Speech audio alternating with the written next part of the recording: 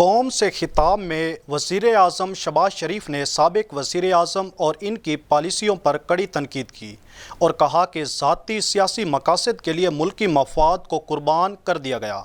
انہوں نے ملک میں اظہار رائے کی آزادی کا بھی یقین دلایا اور کہا دوبارہ سر اٹھاتی دہشت گردی سے نمٹنے کے لیے چاروں صوبوں کے ساتھ مل کر نیشنل ایکشن پلان کی بحالی شروع کر دی ہے۔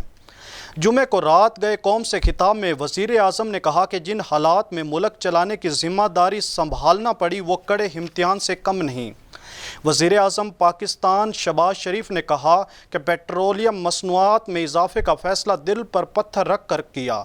کم آمدنی والے گھرانوں کے لیے 28 ارب روپے کے ریلیف پیکج کا اعلان بھی کیا۔ دوسری جانب تحریک انصاف کے رہنما اور سابق وفاقی وزیر اسد عمر نے وزیر اعظم شہباز شریف کے خطاب پر رد عمل دیتے ہوئے کہا کہ عمران خان نے مشکل فیصلے کیے اور وہ IMF کے سامنے نہیں لیٹے۔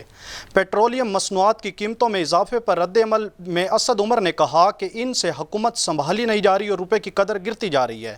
سستی نہ کریں تو کم از کم جس ریٹ پر چیزیں چھوڑ کر گئے ہیں اس پر تو رہنے دیں۔